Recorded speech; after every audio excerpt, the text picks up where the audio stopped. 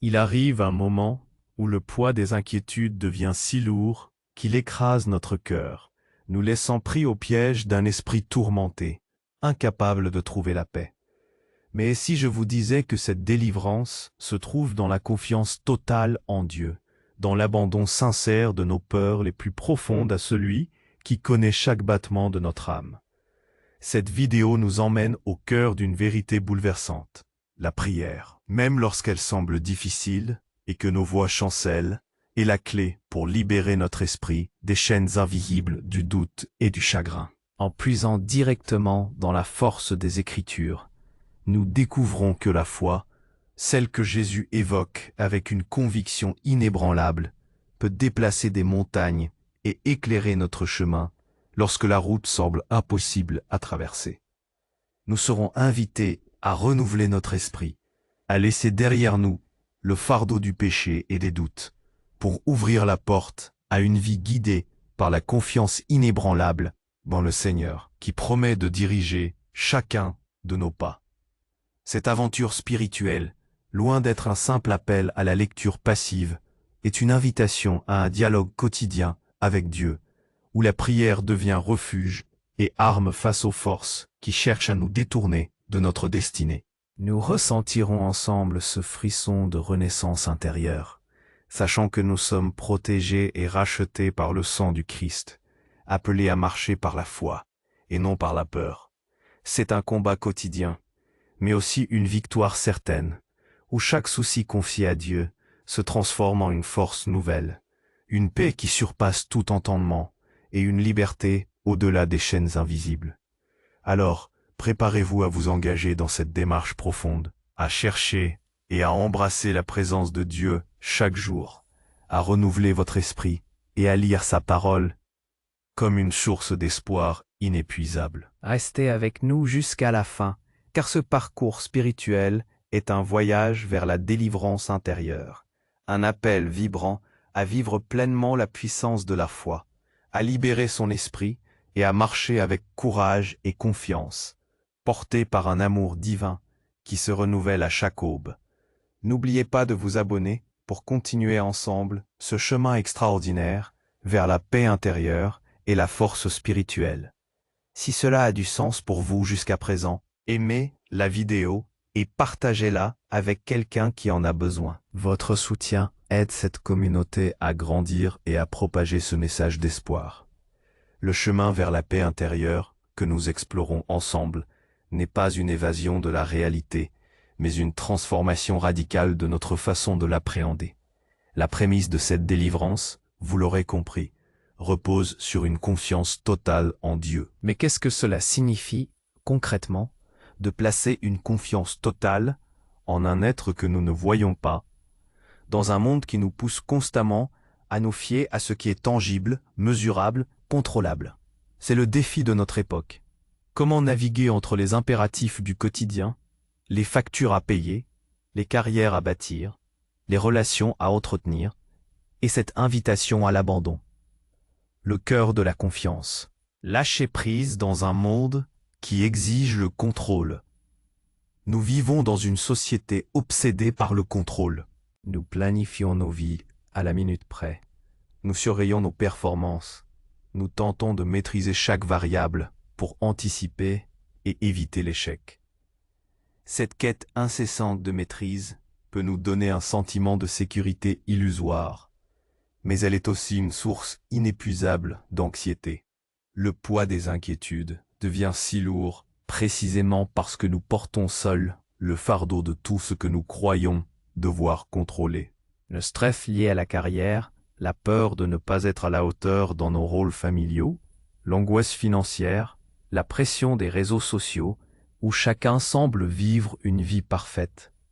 Toutes ces pressions modernes sont des manifestations de notre refus, souvent inconscient, de lâcher prise.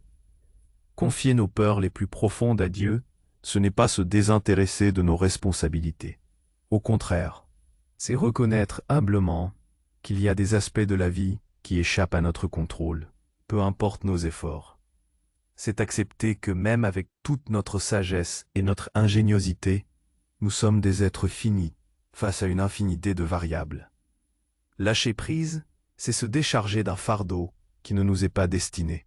C'est comprendre que Dieu, qui connaît chaque battement de notre âme, est non seulement capable de porter ce fardeau, mais qu'il désire le faire. Prenez l'exemple d'un projet professionnel majeur. Nous investissons nos heures, notre énergie, notre créativité. Et puis viennent les doutes. Est-ce que ça va réussir? Est-ce que mon patron sera satisfait? Et si tout échoue? Ces questions, si elles ne sont pas maîtrisées, peuvent nous paralyser. Confier ce projet à Dieu ne signifie pas croiser les bras et attendre un miracle sans travailler.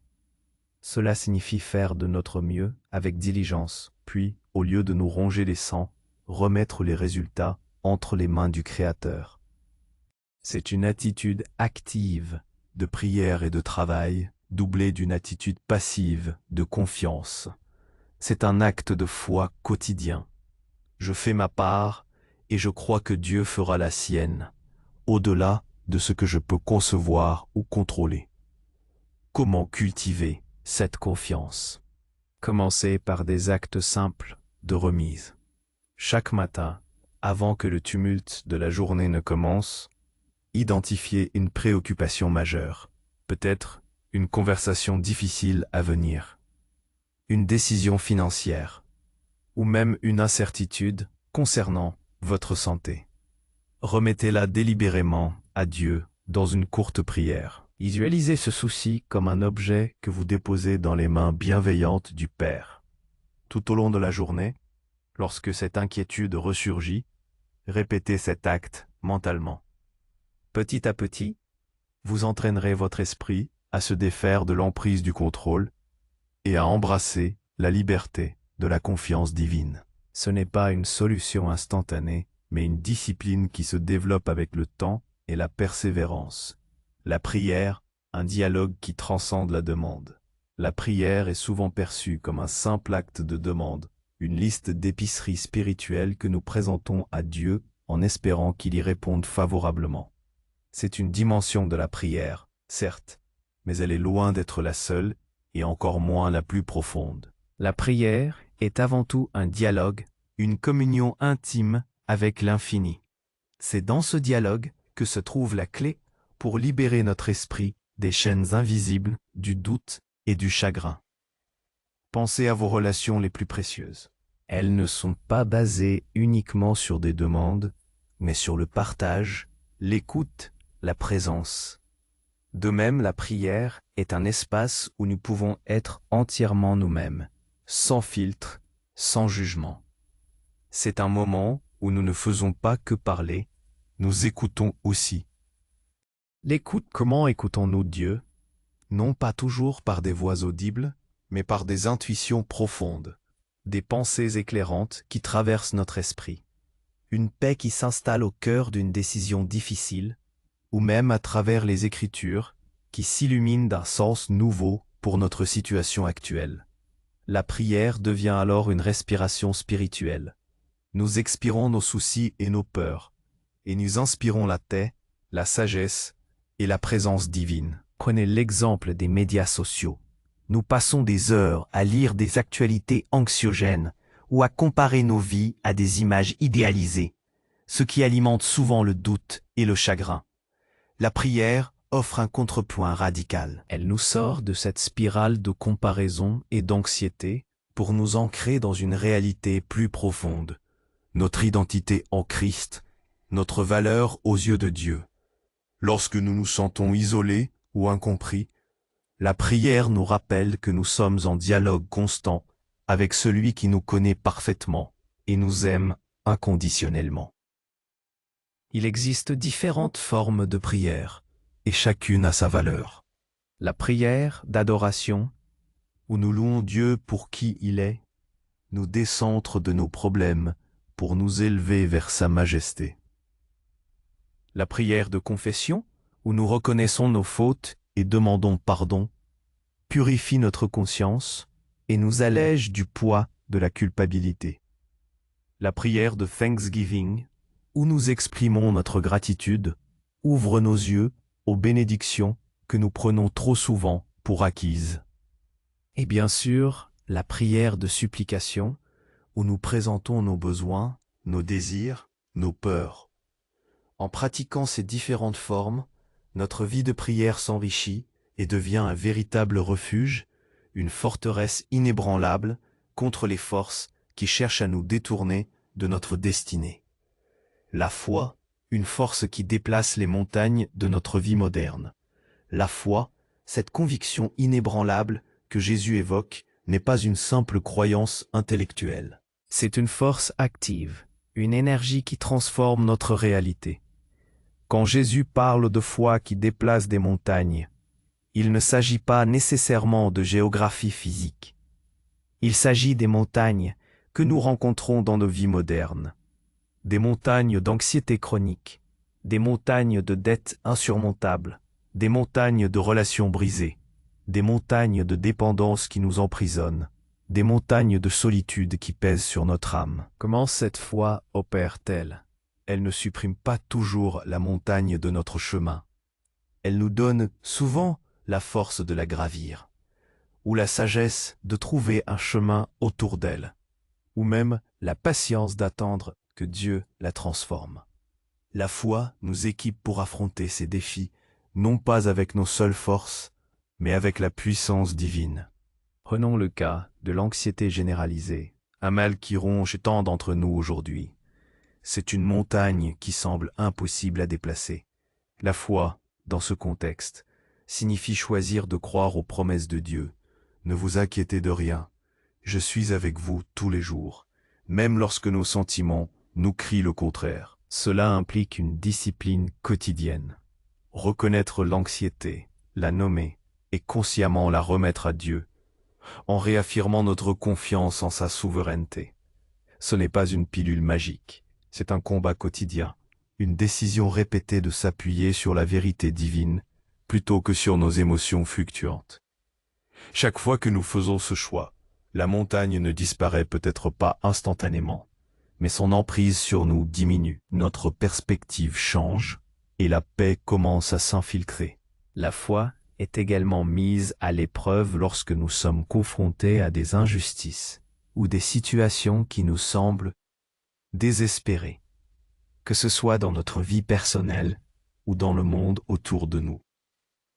Les inégalités, les conflits, la maladie, la foi ne nous rend pas naïfs face à ces réalités.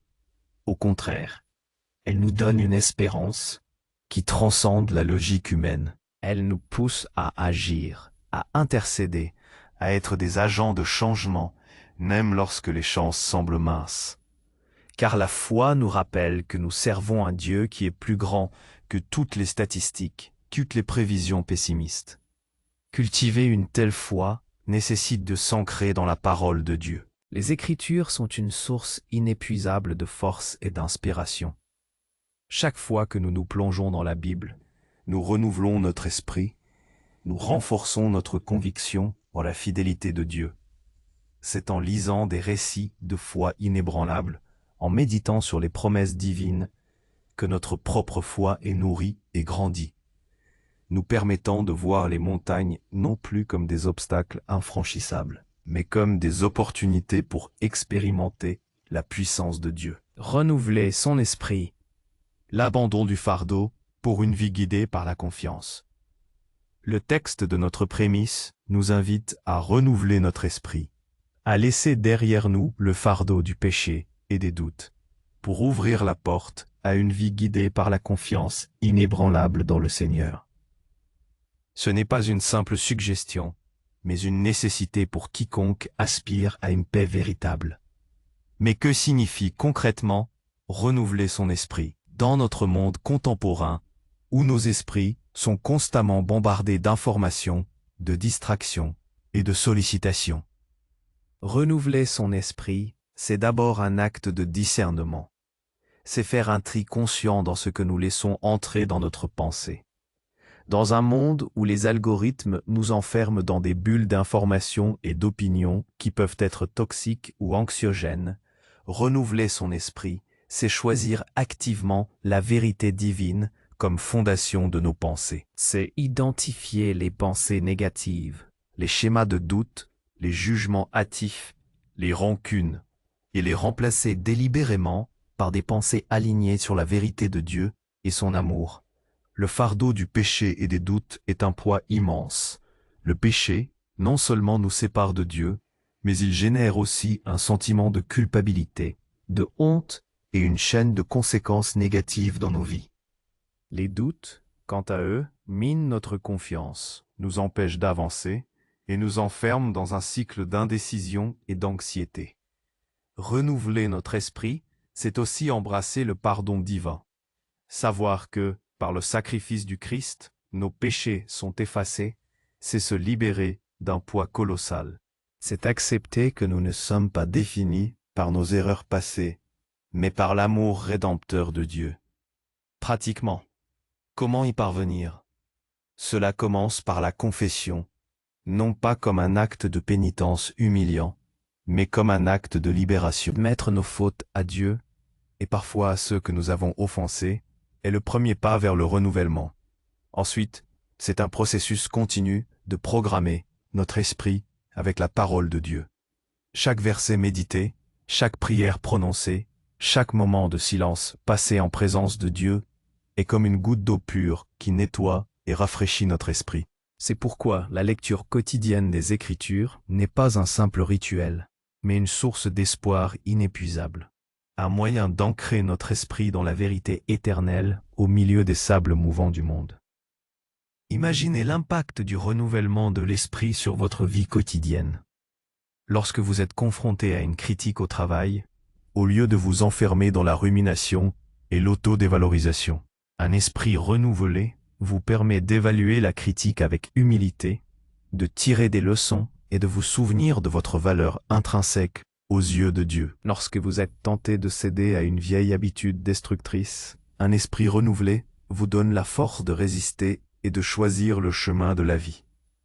Ce n'est pas de la pensée positive superficielle, c'est une transformation profonde de notre être, nous permettant d'ouvrir la porte à une vie réellement guidée par la confiance en Dieu, où chaque pas est dirigé par sa sagesse.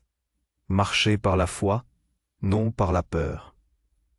Le combat quotidien est la victoire certaine. Le chemin spirituel que nous embrassons est un combat quotidien, mais aussi une victoire certaine. Ces deux aspects peuvent sembler paradoxaux, et pourtant, ils sont au cœur de l'expérience chrétienne. Nous ne sommes pas appelés à une vie sans lutte, mais à une vie où la victoire est assurée, non par nos propres mérites, mais par la puissance de celui qui nous a rachetés. Marcher par la foi et non par la peur est la manifestation la plus claire de cette vérité. Dans notre monde actuel, la peur est omniprésente. La peur de l'échec, la peur de l'avenir incertain, la peur d'être seul, la peur de la maladie, du jugement des autres. Ces peurs sont nourries par une culture de l'information rapide et souvent négative. Marcher par la foi, c'est délibérément choisir d'ignorer les récits de peur que le monde nous présente, pour se concentrer sur les promesses inébranlables de Dieu. C'est un acte de courage, une décision de ne pas se laisser dicter par les circonstances, mais par la conviction que Dieu est au contrôle. Le combat quotidien se livre à l'intérieur de nous-mêmes. C'est la bataille entre la voix de la peur et la voix de la foi. Chaque matin, nous nous levons avec un choix à faire. Allons-nous laisser l'anxiété pour la journée à venir dicter nos pensées, ou allons-nous confier notre journée à Dieu et marcher dans la confiance? Chaque fois que nous sommes confrontés à une décision difficile, allons-nous nous fier à notre propre entendement limité, ou chercherons-nous la sagesse divine? La victoire certaine ne signifie pas que nous ne connaîtrons plus jamais la peur ou le doute. C'est une victoire sur le pouvoir paralysant de ces émotions. C'est la certitude que même au cœur de la tempête, la présence de Dieu est notre ancre. Chaque souci confié à Dieu ne disparaît pas nécessairement instantanément, mais il se transforme en une force nouvelle en nous. La paix qui surpasse tout entendement devient notre bouclier, une quiétude intérieure qui n'est pas dépendante des circonstances extérieures, mais de notre relation avec Dieu. Cette liberté, au-delà des chaînes invisibles, est la promesse ultime. Les chaînes du ressentiment, de l'amertume, de l'envie, de l'autocondamnation, toutes sont brisées lorsque nous marchons par la foi. Nous sommes protégés et rachetés par le sang du Christ, ce qui signifie que notre valeur n'est pas à prouver, notre avenir n'est pas à craindre, et notre présent n'est pas à subir. Nous sommes appelés à vivre pleinement, à chaque instant, la puissance de cette foi qui nous lidère. Alors, comment nous engager concrètement dans ce combat quotidien avec la certitude de la victoire? Cela implique d'établir des frontières spirituelles dans nos vies. Limiter notre exposition aux sources d'informations négatives, choisir des compagnies qui nous élèvent, et surtout, dédier du temps ininterrompu à la présence de Dieu chaque jour. C'est dans cette communion constante que nous puisons la force nécessaire pour marcher, non pas avec hésitation, mais avec courage et confiance, portés par un amour divin qui se renouvelle à chaque aube. Ce parcours spirituel n'est pas un sprint, mais un marathon. C'est un voyage où chaque pas, chaque prière, chaque moment de confiance renforce notre âme et nous rapproche de la plénitude de vie que Dieu a en réserve pour nous. Ne sous-estimez jamais la puissance d'un cœur sincère et d'un esprit tourné vers le Seigneur. La transformation est réelle, la délivrance est tangible, et la paix est accessible, même au milieu du chaos du monde. Il est dit, ne vous conformez pas au siècle présent, mais soyez transformés par le renouvellement de l'intelligence, afin que vous discerniez quelle est la volonté de Dieu, ce qui est bon, agréable et parfait. Romains 12:2. Cette transformation n'est pas une passive attente d'un miracle, mais un engagement actif de notre part à renouveler notre esprit, à nous laisser modeler par la vérité divine, plutôt que par les pressions du monde. C'est une provocation à vivre différemment, à oser croire que notre paix intérieure n'est pas un luxe, mais une possibilité offerte à chacun de nous, un don que nous recevons lorsque nous cessons de lutter et nous abandonnons à la providence. La question ultime est donc celle-ci. Êtes-vous prêt à échanger le poids de vos inquiétudes contre la légèreté de la foi, à libérer votre esprit des chaînes invisibles pour embrasser la pleine liberté que le Christ vous offre? Prenez ce moment pour répondre à cet appel. Je vous invite maintenant à vous joindre à moi dans la prière. Psaume 23, 1-4. L'Éternel est mon berger, je ne manquerai de rien. Il me fait reposer dans de verts pâturages, il me dirige près des eaux paisibles. Il restaure mon âme, il me conduit dans les sentiers de la justice, à cause de son nom. Quand je marche dans la vallée de l'ombre de la mort, je ne crains aucun mal, car tu es avec moi, ta houlette et ton bâton me rassurent. Prière. Père céleste, nous nous tenons devant toi, reconnaissant la lourdeur des fardeaux que nous portons. Nous confessons nos inquiétudes, nos doutes, nos peurs qui nous éloignent de ta paix. Aujourd'hui, nous choisissons de te faire confiance pleinement, d'abandonner nos angoisses et nos soucis entre tes mains puissantes. Renouvelle nos esprits, Seigneur, nettoie nos cœurs de toute culpabilité et remplis-nous de ta sagesse. Que ta parole soit une lampe à nos pieds et une lumière sur notre sentier. Aide-nous à marcher par la foi, non par la peur, sachant que tu es avec nous dans chaque vallée et sur chaque montagne. Accorde-nous ta paix qui surpasse tout entendement et ta liberté qui brise toutes les chaînes. Au nom de Jésus, nous prions. Amen. Si cette prière a résonné en vous et que vous avez trouvé la paix en ces mots, je vous invite à aimer cette vidéo et à laisser un commentaire ci-dessous pour partager comment cette réflexion vous a touché. Votre témoignage est une lumière pour les autres.